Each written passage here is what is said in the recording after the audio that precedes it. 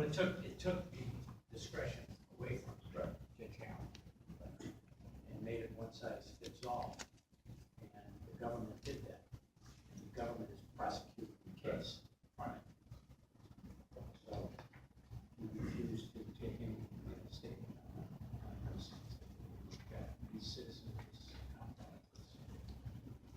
a lot of guts. I think he turned out to be correct. They were Superior Court, if you're on the court, somebody's gonna bring them up to you. Yeah, I The think, prosecutor, defense lawyer is gonna say, hey, under the guidelines, you're gonna give this guy 10 years. yeah, I would follow this. This is one of the reasons I think the Superior Court best practices are effective.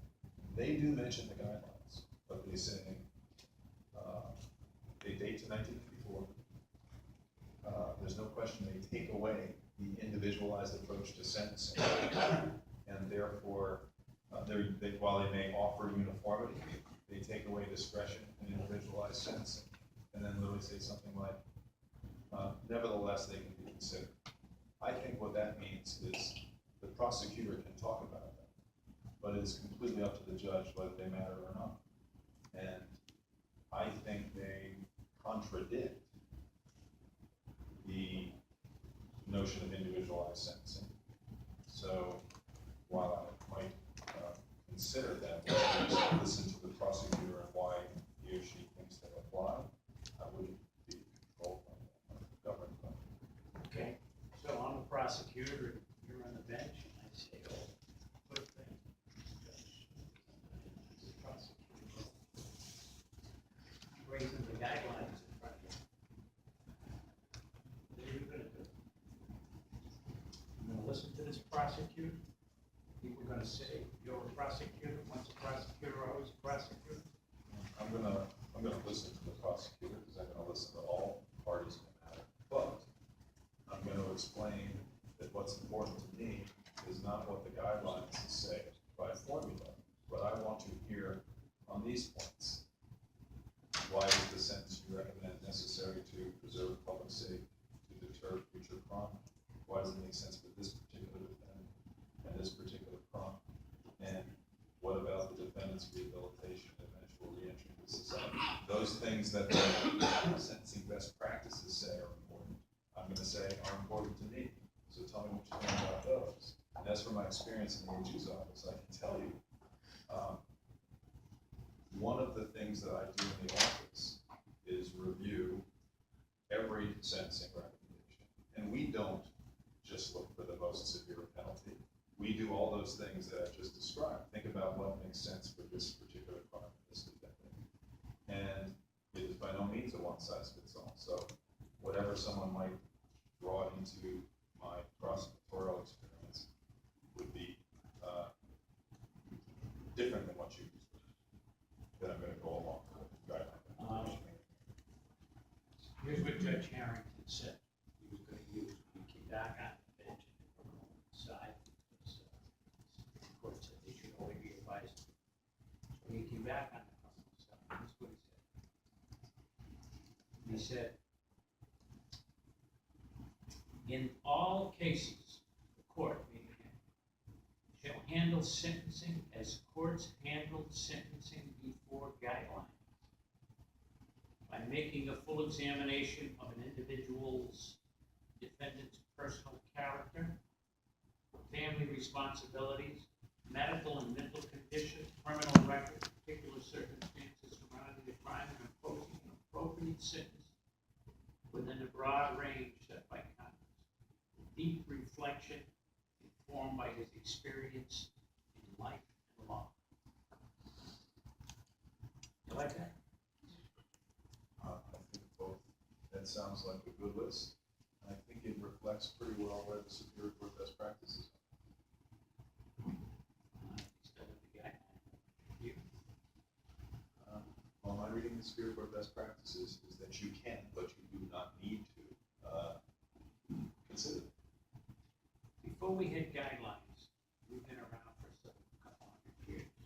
I never read or Even heard, more in Massachusetts. I never read or heard from anybody that a judge in the Superior Court said, oh my God, I can't sentences, guidelines.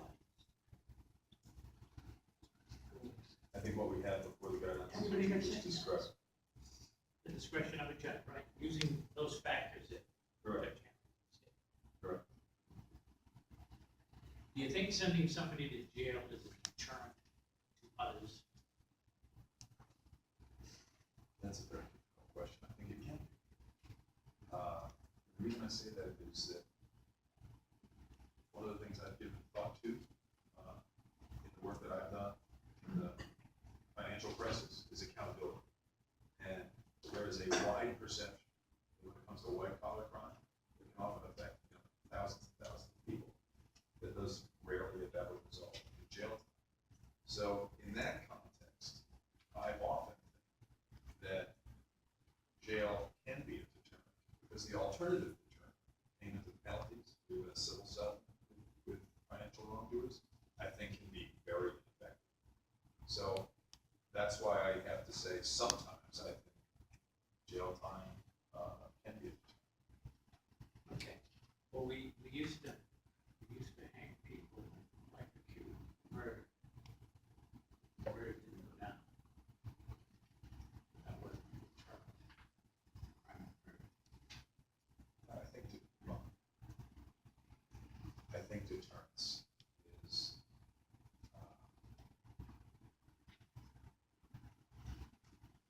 is a complicated topic, one that I'm not expert in. But it can be important, at least in the circumstances I just described, at least in my mind. That doesn't mean that it can be a safety valve for always. Because you could say that, oh, the reason I'm doing this is deterrence, and that would be a catchword for there's always going to be serious. So I don't view it as important in that way, but I think it's pretty deeply rooted in what the criminal justice system is about. I consider it related to strict punishment. Part of the punishment is to deter. Prosecutors say to the judge, we've got to sentence this fellow to a certain amount of time in jail to deter others, send a message to others. We got about 18,000 people in jail. Had that high number, many. So do you think people are getting the message about these sentences? Because the jail seems to be packed. I think one of the challenges with the notion of deterrence is that a person in favor of deterring crime is never going to be able to point to see it's working because we're down to zero crime. But I have to think of the flip side, which is think of an exceedingly serious crime, whether it's murder or something else that has unequivocally hurt the community. And if the alternative is there is no jail time, I see that as a negative effect on society. So I think that's related to deterrence. That's a punishment.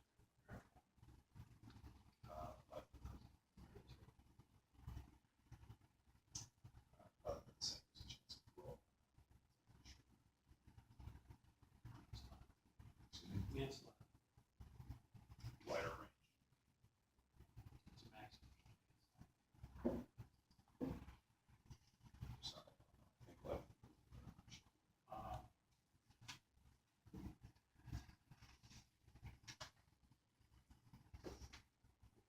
How do we know that you aren't going to be somebody who sides with the prosecutor? You're going to be serving the prosecutor.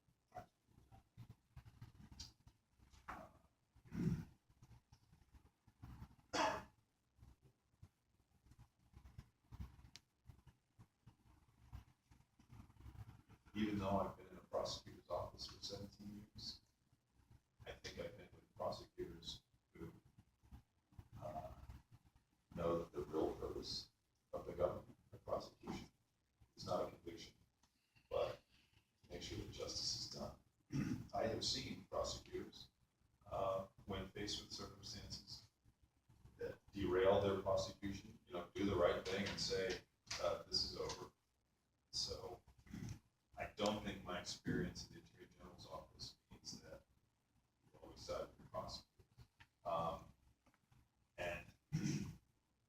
also just not my nature. My nature is to have a justice system that works for everybody fairly, without regard for where they come from and their circumstances that they reach to bring them to the court.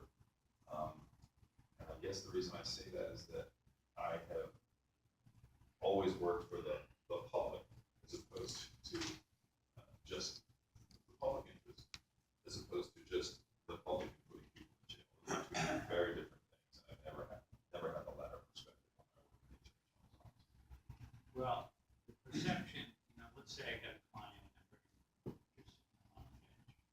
Client says, what's the background of this judge? He's been a prosecutor for a long time. My client's going, whoa, geez. That's not good. How do I dispel that perception? Well, in this hypothetical conversation, I hope you've mentioned what my quote-unquote prosecutor role has been, because I've been a civil enforcement attorney for 17 years, and that's been my specialty. For the last 5 years, I've been a prosecutor in that I oversee the work of the criminal bureau.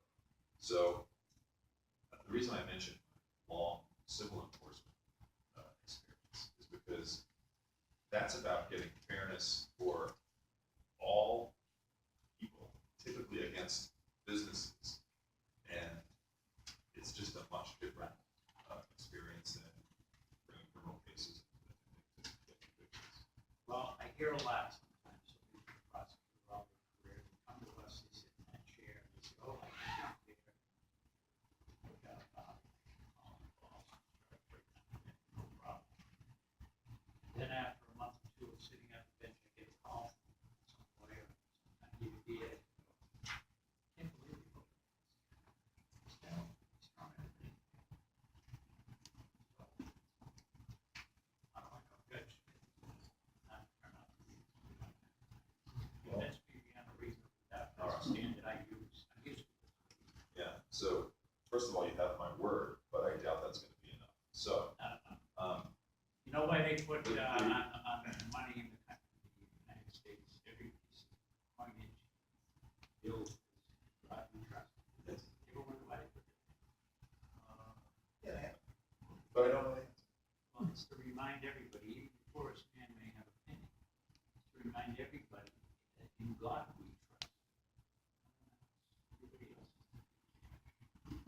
So you better be cash here. Reminds me of the actor. So here's the answer. The answer to my question concerns some of the actual things that I've seen in the Attorney General's office that show that the government doesn't always do it correctly. We have some, we are dealing now with some serious government abuse / mistakes that affected thousands of cases in the Commonwealth. And we're doing our best as the government to figure out what the right way is to clean those up. But those mistakes are massive in scope. And so I have experienced that happens.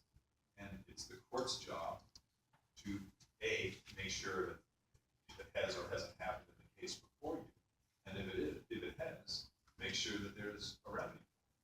So I wish all my experience in the government's office had been that there are zero mistakes. But the last few years show that that is simply not the case. So it's very real that the judge's duty is to root them out, make sure they don't happen, and if they do, that there's a remedy, typically constitutional. I stand for It is. even the, let me ask you this. Do you think people that can commit non-violent crimes, those parts should be put in an institution? You know, for the safest. Nonviolent crimes.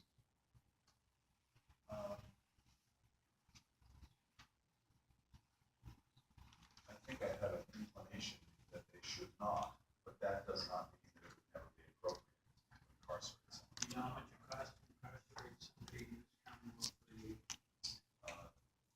tens of thousands of dollars, I think, over 30, perhaps 40, but it's a lot of money. A lot of money taxes. I agree. We have technology today, ankle bracelets, all kinds of devices. Lots of ways to run home.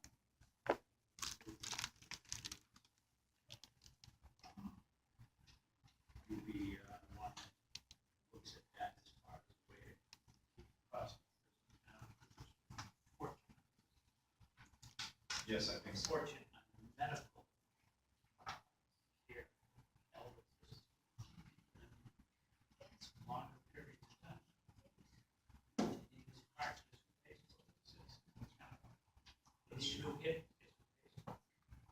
Some people can't even afford to pay, have that paid for, out of the street, just, Constitutional right to healthcare exists for prisoners. And not a- We're going to take a short break. Lieutenant Governor is here to